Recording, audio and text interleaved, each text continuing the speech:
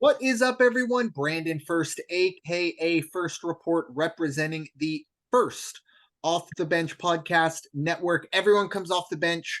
We are first. Welcome in to another episode of the In the Paint podcast, where we break down everything college basketball has to offer. And of course, when I say we, I mean myself and my friend and co-host, Raider Jim Martinez. You can find Mr. Martinez at Raider Jim 1090. How you doing tonight, sir? Hey, I'm doing great. We're having our 2 weeks of weather that we get in Southern California, and I understand it'll be a little cool, but the sun will be out on Christmas Day, so I've got no complaints. We've got playoff football coming down the street real quick. We've got NCAA basketball getting ready to get into conference play strong and hard. So yeah, it's not a bad time of year at all. Yeah, this is kind of the last time college basketball is going to take a little bit of a backseat.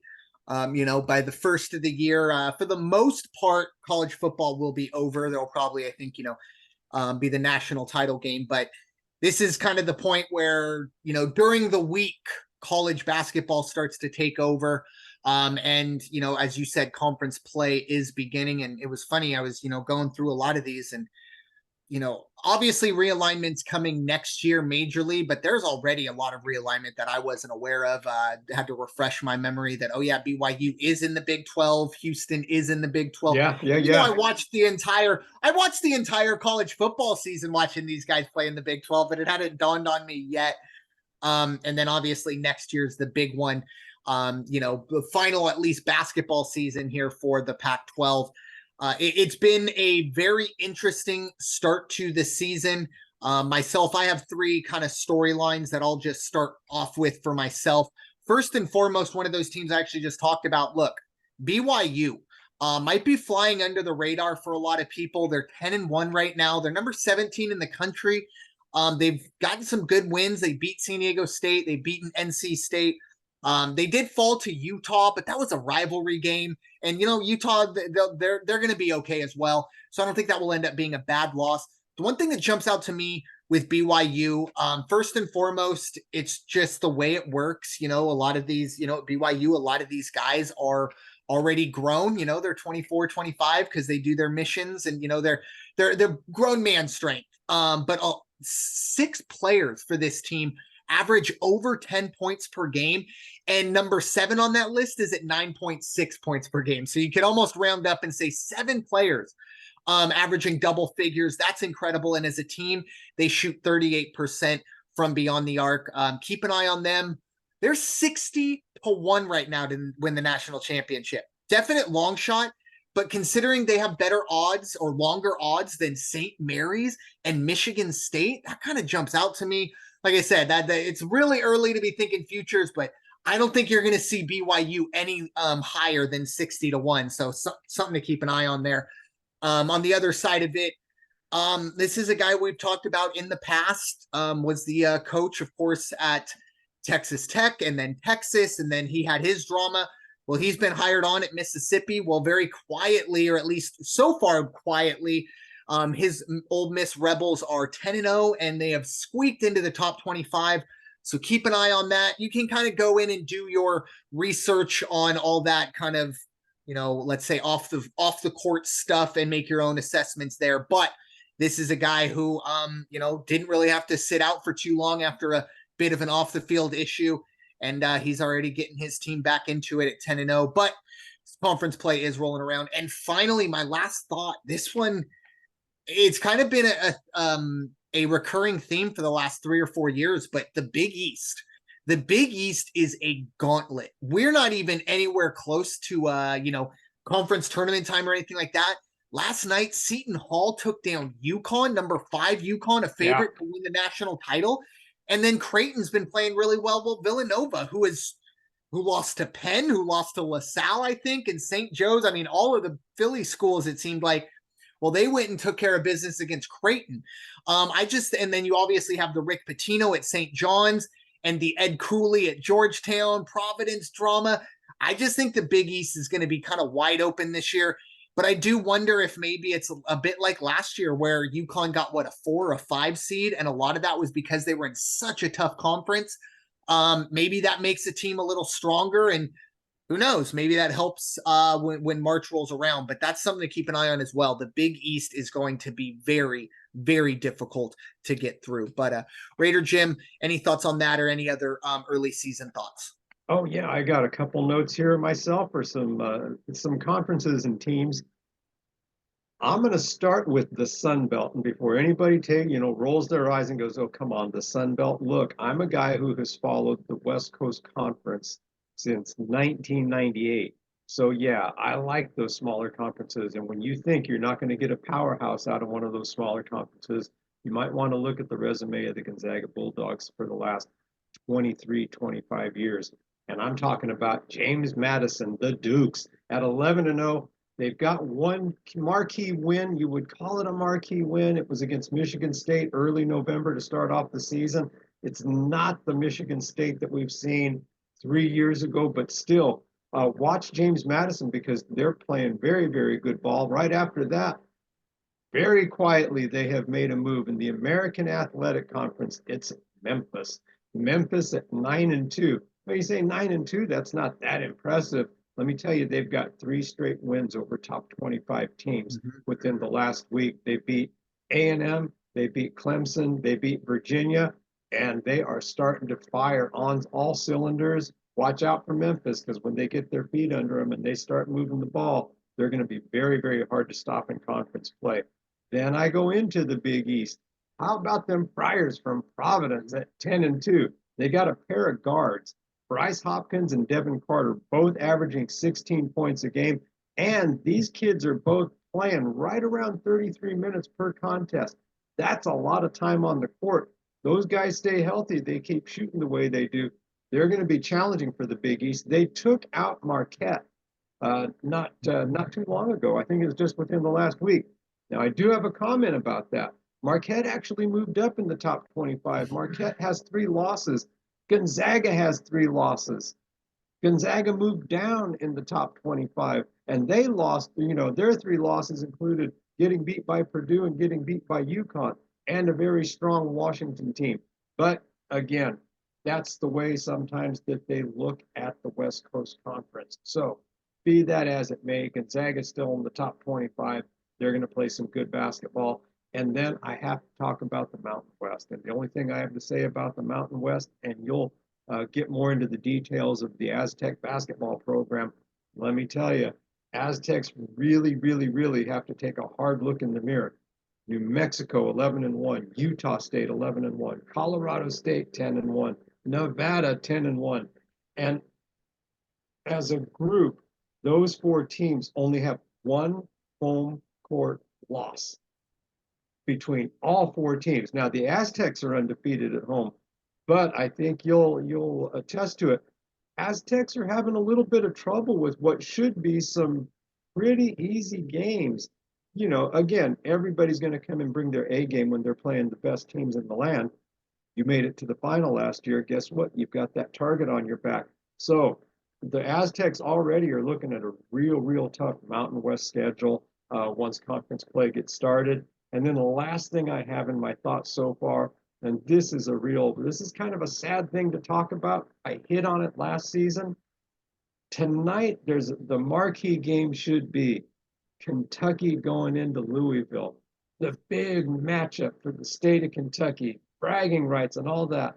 And it's just not there. And it's not there because Louisville is already at 4-6. And all that means is they've already equaled their victories from the 2022-23 season. Kenny Payne, that team was 4-28 last year. The prestigious Louisville Cardinals, 4-28. Kenny Payne and his resume at the school, God love him, and I don't mean any disrespect to him, but the university probably should have let him go and cut their losses after that one season because it's not going to turn around, and it's going to hurt their recruiting efforts for the coming years too if he sticks around. I mean, again, 4-6, and they're not beaten. The 4 victories are not against top-ranked teams by any stretch. So I don't know if you have a thought on Louisville or not.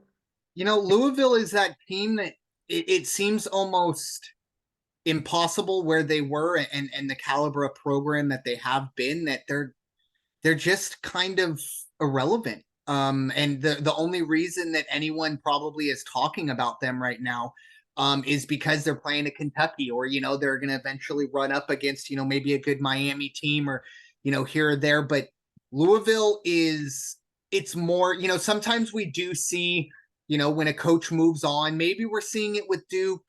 Definitely probably seeing it with Villanova, where it does take some transition, but it's never 4-28 transit. That is bottom falling out. That's like a program that is rotten from the inside. And I only say that as someone who, look, I just called him irrelevant, so I'm obviously not paying very close attention to them.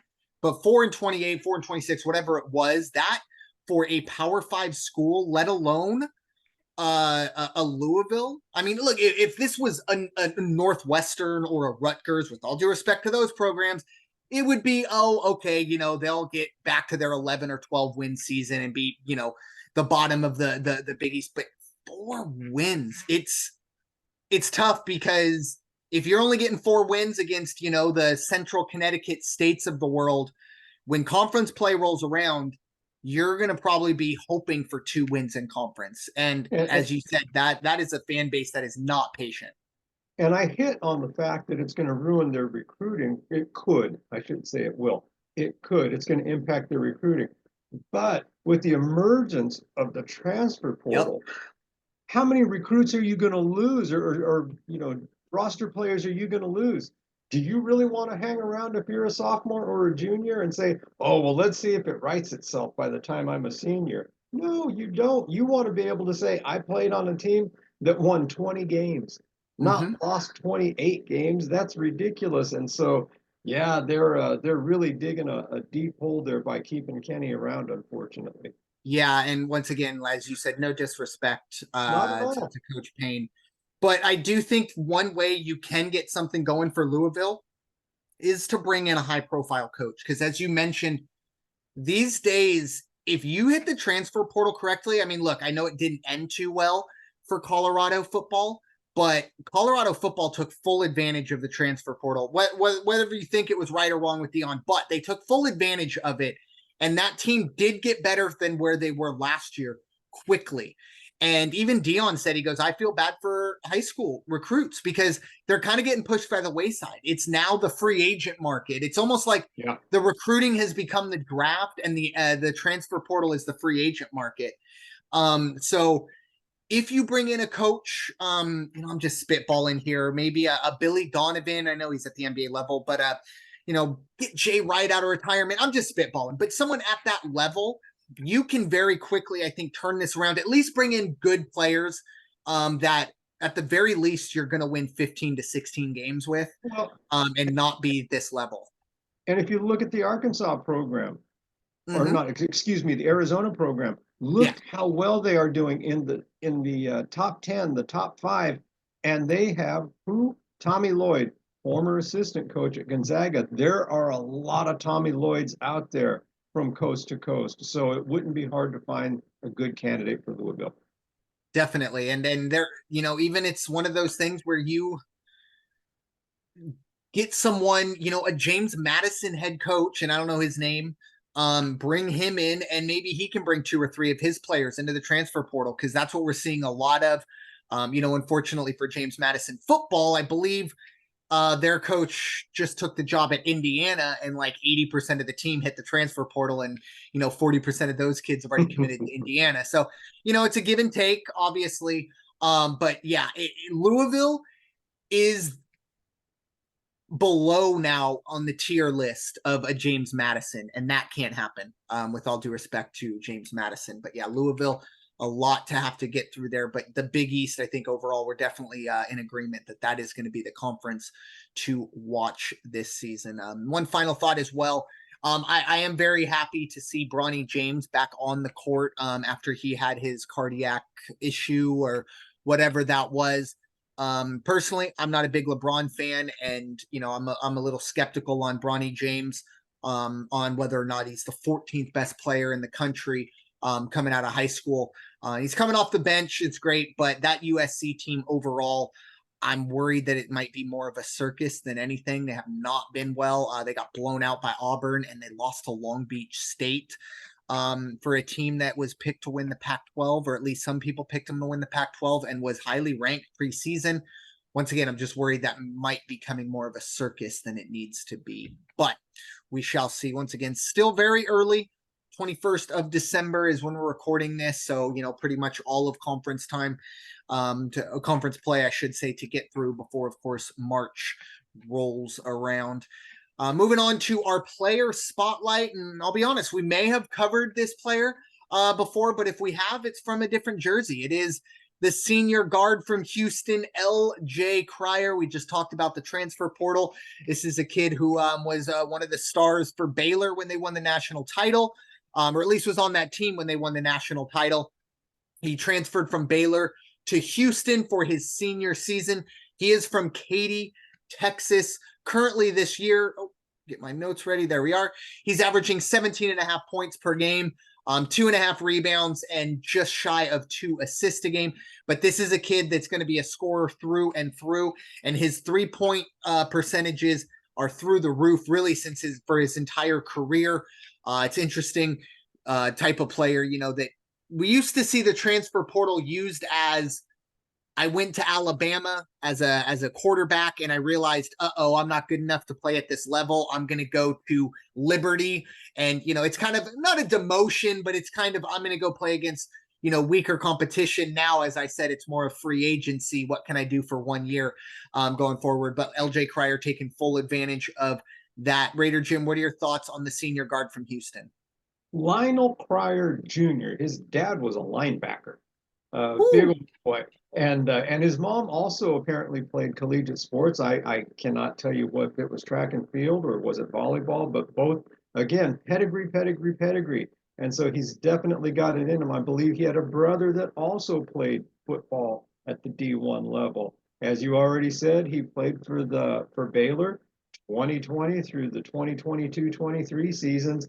He was wet behind the ears freshman and on the bench mostly, but he was there when Baylor took out Gonzaga in that national championship game. This kid knows how to win because he's only been around winners when he was on that Baylor squad. Now he's on Houston, who's sitting, I believe, at number 3 right now. Yep. Looking pretty good. Projected to go second round in the 24 draft for the NBA. He did enter the draft last year.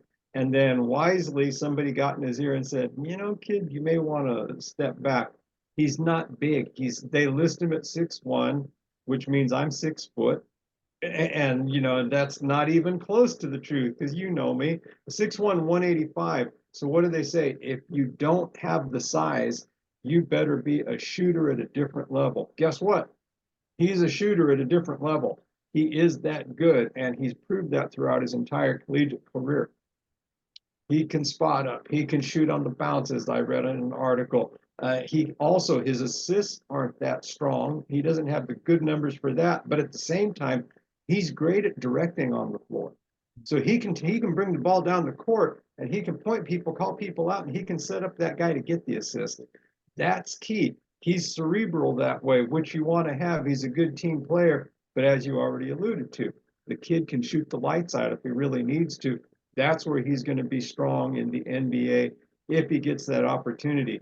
I'd like to wish he was a little bigger because Jeremy Pargo was kind of the same kid with Gonzaga. They listed him at 6 foot, 6'1", and 195, something like that. He was a solid kid, and he did have I don't even know if Pargo's still playing in the NBA. He was on a couple rosters for a while. I don't know if he's now in Europe. I should have looked that up to see. But it was the same type of a thing. Jeremy could shoot, but Jeremy could bring that ball down and make and set the plays up.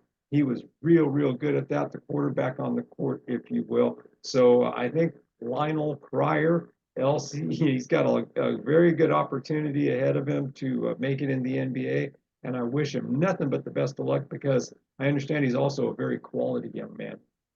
Yeah, and that's key too. Other things that do jump out to me, only 7 turnovers in 11 games. Now we mentioned, look, you're not gonna get him mixed up with John Stockton. or, a Bob Cousy, something like that in terms of passing, stuff like that. However, when you're at least protecting the ball or at least keeping the ball safe, that's going to go a far way. And that's dropped too, because he was a little turnover prone over the last 2 years, close to 2 turnovers a game. Not the end of the world, but for a guard who doesn't, have big time assist numbers, you'd like those numbers to be lower. And that's what's going on here with LJ Cryer. And look, I'm a sucker for someone who can shoot free throws.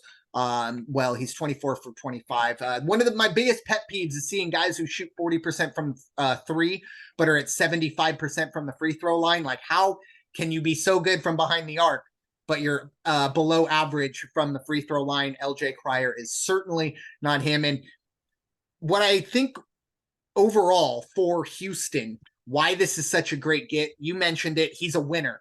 He's been around winners and knows what it takes to win, has seen it. Also, this is, as I mentioned, I believe the first year that Houston's been in the Big 12. Well, guess what? LJ Cryer has been in the Big 12 his entire career. Exactly. So that at least gives a little bit, he's not going to be intimidated, because I do think there are going to be some times, all of us, right? You're playing at the AAC level, and now all of a sudden you're heading to Lawrence on a Tuesday night to face the number 1 team in Kansas. That's intimidating. It won't be as much for LJ Cryer. He's been there, he's done that, and at least he'll be someone that can kind of be a calming influence for a team that has been, even before LJ Cryer got here, this has been a powerhouse. I want to say they were a 1 seed last year, definitely at worst a 2 seed, but I think they were a 1 seed. Yes, I know they were ranked number 1 pretty much all last year. So he's adding a lot to a team and a program that already had a lot. I think this is a perfect fit, not only for Houston, but also for LJ Cryer. And a 2nd round pick, I'll take a chance on that. Even late 1st round pick, you want to find me someone who can shoot the ball, shooting the 3 for his career at 42% at the college level. I think that plays. Size definitely going to be an issue. Maybe not a starting guard at the next level, but I could see someone, a 6th man. Robert Horry was obviously a lot bigger, but that's kind of what I envision. A guy who's going to come off the bench, a Mike Miller type that's just going to knock down threes for you and play, okay defense and protect the basketball. I think that's what you would expect out of a 2nd round pick. And believe me, I don't watch a whole lot of NBA, but protecting the basketball is not something that's emphasized a whole lot up there. But with that being said, time to shift our focus to our individual teams. We'll start with you, Raider Jim. Of course, your Gonzaga Bulldogs. We're about to have a little bit of a collision course here in a few weeks, which of course we'll get to. But your Gonzaga Bulldogs, you kind of somewhat alluded to a bit of a tough week for the Bulldogs, tumbling down a bit, but not anything that's going to keep them out of the tournament. Your thoughts? No, not at all. Not at all. And like I say, it's whoever, the writers and everybody else that does the rankings and the ratings. So if you're Marquette and you get taken out by a couple, I think when they played Wisconsin and Marquette, that is, when Wisconsin beat Marquette, I don't think Wisconsin was ranked. I could be wrong on that. All I know is 2 of the 3 losses that Marquette has are to technically unranked teams, and yet they moved up in the standings. And Gonzaga lost to 2 very highly ranked teams and dropped in the standings. But that's okay. They're Gonzaga. They're going to come back. What's the positives to losing to Washington and UConn? Washington, not so much. That was just a tough game. People have overlooked Washington. They're actually a better team than anybody wants to give them credit for.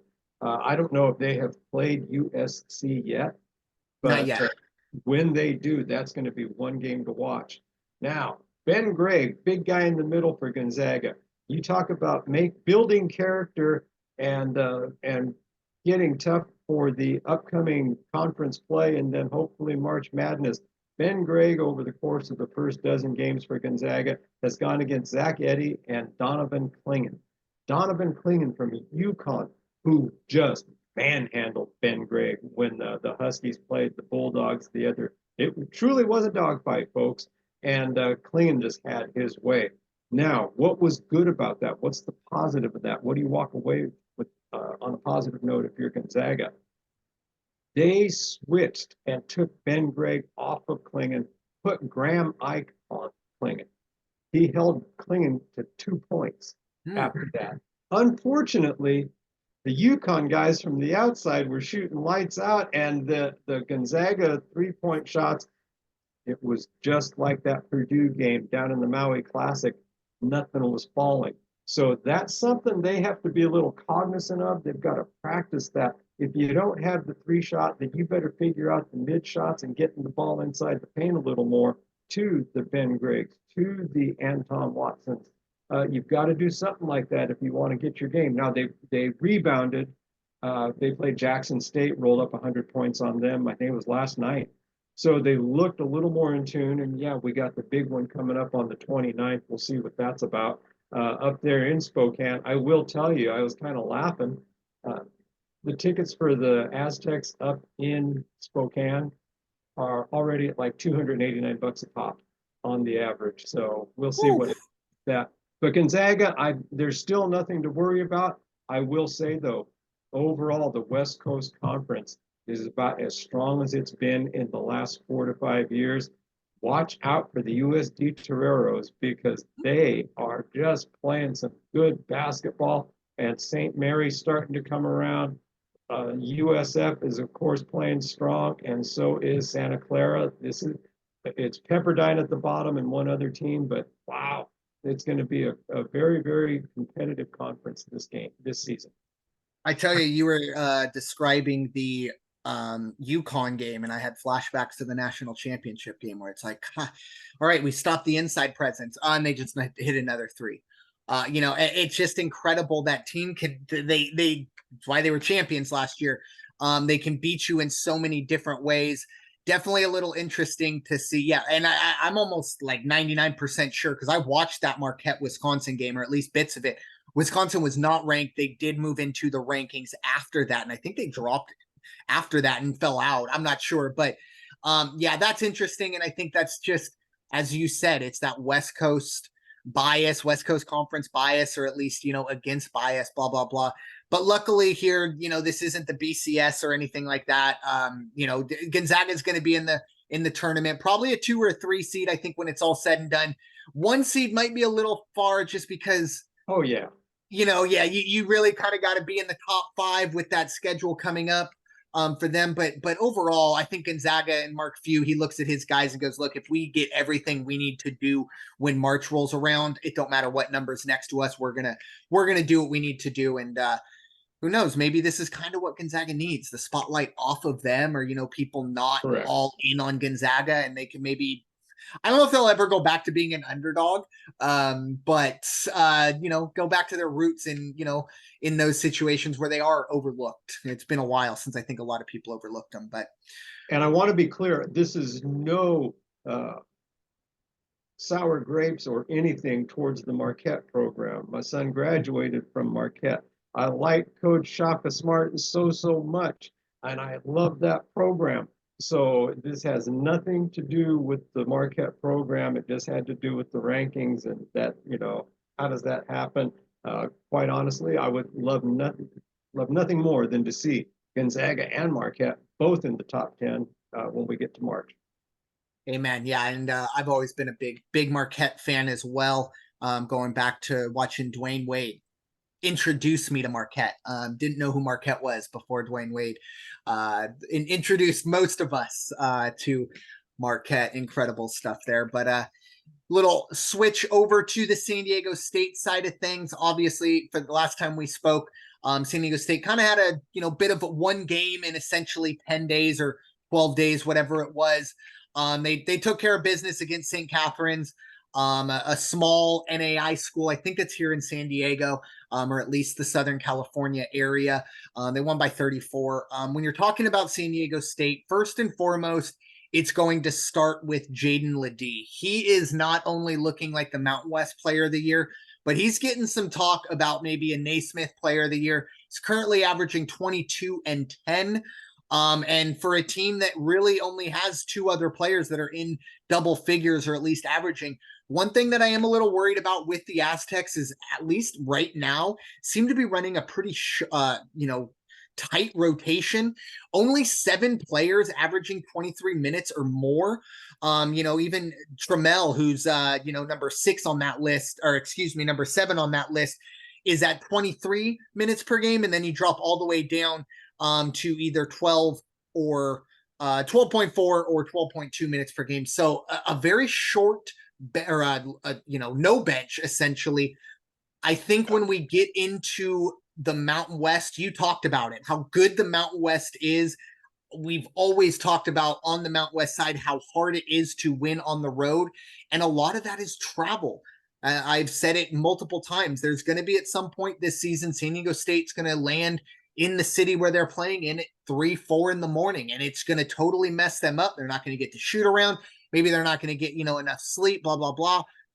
Unfortunately, games like that, you're going to need a deep bench. And as of right now, it doesn't look like the Aztecs have that. Obviously, a lot can be kind of decided from now and March, but I do still expect the Aztecs to not only compete in the Mountain West, but I do think when it's all said and done, Jaden Ledee is going to be somebody. We're 12 games into this season, and you're kind of just waiting for this guy to, stub his toe, if you will. Hasn't really done that. I mean, this is a kid who, like I said, he looks like he could possibly be player of the year. Are we going to see Waters or Parrish kind of step up and bump those, 14 and 11 points per game up to maybe help him? I hope so. We talked about BYU with essentially almost 7 players averaging double figures. Aztecs only have 3. And then you drop off all the way down to 8 points per game on your 4th highest scorer. So that's an issue that I think we're going to need to look at going forward for the Aztecs, especially in a very, very tough Mountain West. Now, obviously, looking forward for the Aztecs, we've been kind of highlighting the Gonzaga game. However, tonight, we are, of course, recording Thursday, December 21st. They have a big matchup here at home against Stanford, who, it's, might not be the Kobe Jacobsons or, the Mark Madsen Stanford teams from the early 2000s, but Stanford is still a Power 5 school and a team that I think will give the Aztecs fits. I think this is a great measuring stick game. And then, of course, we are looking ahead to Friday, that December 29th, ESPN2. It'll be SDSU at Gonzaga. One positive I think the Aztecs can kind of at least look at. Oh, and I'm looking here on ESPN. It says tickets as low as $762. So for the bargain basement price of nearly $800, you can go see the Aztecs up in the kennel. But one thing that I think the Aztecs, can at least hold a little bit of confidence in is, look, they beat Washington, and Washington did handle their business against Gonzaga. So obviously that's not the end all be all. As Chris Berman says, you still got to play the game. But like I said, that's some little bit of confidence boost. It's going to be a very intimidating environment. Going to be a very good basketball team. But this game against Stanford is just as important. Hopefully we're not looking ahead. It is 8 days away, so I don't know if you really could be looking ahead. Definitely something to keep an eye on. I can't wait for that Gonzaga, mainly because, that'll be a Friday night, and I'll have that 3-day weekend to get through, and won't have any Christmas or any other stuff to have to deal with. It'll just be a sports-filled weekend, and that'll be the perfect start to it. And to be honest, look, I want to see the Aztecs win, but mainly I want to see the Aztecs compete at a hard level. This is a big-time measuring stick game for the Aztecs. It's their final non-conference game. Look, might be their best chance to kind of impress the committee for seeds going forward. But we shall see. Colorado State and, some of these other Mountain West teams might also prove to be good wins, but there's a chance that this might be the Aztecs' chance at their best win. Also, hopefully Grand Canyon can keep doing what they're doing. Currently, they look to be doing all right, so hopefully that won't be too bad of a loss. But as of right now, that will go down as a bad loss. The loss to BYU, I do not think will end up being a bad loss, especially considering it was in Provo. But with that being said, time to shift our attention to the week, the next 2 weeks ahead. Little programming note: next Thursday we will be talking about kind of our year-end review of horse racing and looking ahead to Santa Anita. So we won't be back here doing the in the paint until after the new year. So some top upcoming games over the next 2 weeks. On paper, not the greatest of basketball games. Is kind of like the tail end of non-conference. A lot of teams schedule a little softer towards the end of non-conference, get the mojo going before conference gets rolling. So had to kind of pick and choose here. But this coming Saturday, that would be December 23rd, you have Arizona in Las Vegas. The University of Arizona, ranked number 4 right now. They will be facing Florida Atlantic. Of course, last year, the team San Diego State beat in the national semifinals to make the finals. They're currently ranked number 14, really one of the only ranked versus ranked matchups we have coming up. You also have St. John's heading to UConn Patino to face the defending national champs. That will also be on Saturday. As I mentioned, the Big East kind of cannibals there. We'll see if St. John's can keep that going. Then we go all the way till next Friday, that game that we just talked about, SDSU at number 15 Gonzaga. That following Saturday, you will have Creighton at number 6 Marquette, number 12 Creighton at number 6 Marquette. Big early conference matchup in the Big East there. And then wrapping around Tuesday, January 2nd, 2024, after your hangover has wore off, you will have UNC, number 11, very quietly, number 11 UNC at Pitt, and then number 12 Creighton at Georgetown. And New Mexico, they're going to head to face number 16 Colorado State. I think that's going to be a big, kind of measuring stick to see how good Colorado State truly is. I do believe Colorado State's their one loss was to St. Mary's. So keep that in mind if they can keep that rolling. But that New Mexico game is going to be huge. But Raider Jim, what are your thoughts on any of those games or any others that caught your attention?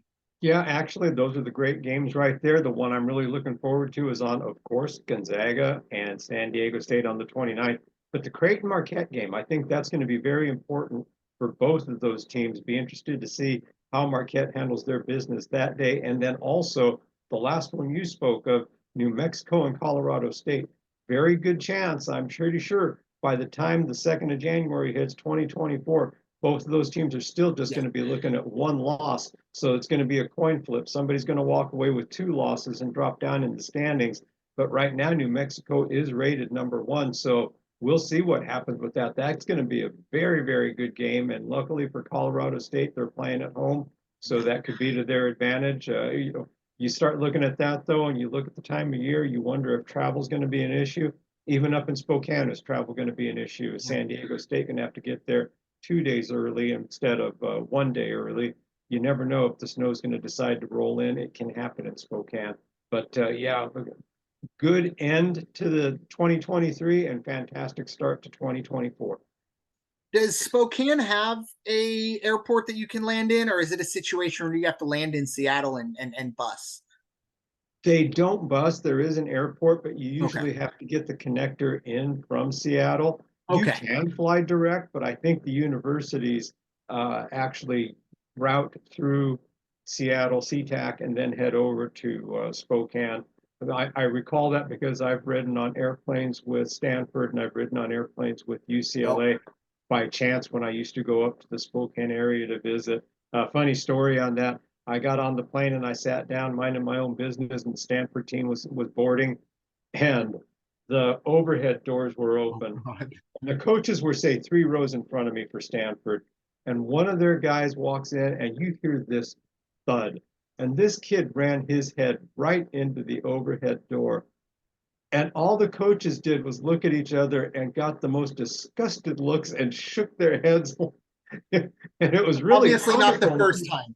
Right. It's like how many? It was like a sitcom. It'd probably be like every flight this kid does this, hits his head on the thing, but the sound was amazing, just thud, and he just kind of like he's holding his head and grimacing, and the coaches are just disgusted by it. So concussion protocol. Yeah. I've always been entertained when that memory gets jogged in my head. That is the one positive of not being myself not being a very tall or big man is flying isn't any more uncomfortable because I've seen some people waiting to get, and I've just looked and I'm like, man, that guy's 6'6". Like he is not going to have a pleasant trip on this 8-hour flight. But yeah, I can only imagine for those pretty much when your entire team is 6'3" plus. It Right. could get a little, a little cramped, but that's great. Yeah, the coaches obviously not the first time they've seen that. But yeah, for myself, obviously the Gonzaga SDSU game and the Creighton Marquette game jump out to me. I'm kind of interested to see what Ed Cooley is going to kind of dial up at Georgetown. This is obviously a program. It seems like they've been in Louisville purgatory of what I mean since John Thompson, maybe senior left. I don't know, but it's been quite a long time since we've seen Georgetown be a factor at even the Big East level, let alone the national level. I was excited to see Ed Cooley at Georgetown.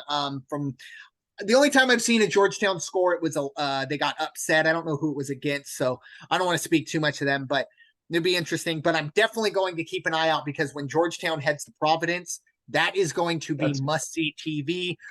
Don't let the children watch, however.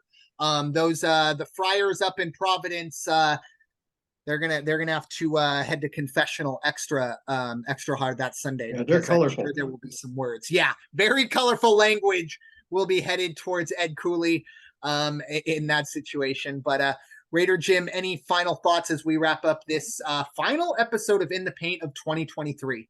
No, we had a great March Madness, a great 23 March Madness. We had a great start to this one, starting with the Maui Classic and all those Thanksgiving holiday tournaments. I just want to thank you for always letting me be part of the podcast. It's really an honor and a pleasure for me. And I'm going to really end it up the same way I ended up our NFL talk yesterday, and that is on behalf of myself and Brandon and our good friend, the coach, who's not with us, and most importantly, our other good friend, our great friend, Lieutenant or Officer Jim Betancourt from the California Highway Patrol. Very, very important, folks. You don't have to drink to have a good time, but if you like to have a cocktail, that's your prerogative. Just do so smartly. Find a designated driver, use Uber, use Lyft, use some of the free services that are going to be offered on the more important days of the holidays. You owe it to those around you. You owe it to your family. You owe it to your friends. Most importantly, you owe it to yourself. And if you're a strong member of a fan base, you owe it to that fan base too. So don't drink and drive. Play it smart. Most importantly, have a great, safe, and happy Christmas. Amen. Couldn't said it any better. Obviously, as we hit the holiday season, it is that time you do enjoy some drinks here and there, see family and all that stuff. But yeah, make sure you're safe in how you do that. Uber, Lyft, designated driver, stay the night, whatever you got to do. But just make sure, as I said, yesterday, don't be the reason that some family is their holiday is ruined because someone didn't make it home because of your mistake. And yeah, just have a very, very merry, safe Christmas and a happy New Year. We will talk to you the first Thursday of the new year. Can't wait for that. But with that being said, thank you all so much for listening to this episode of the In the Paint podcast presented by the First Off the Bench podcast network. Everyone comes off the bench. We are first. It is time for you all to go wash your hands and stop hating everybody. Have a wonderful Christmas and a happy New Year. Happy holidays.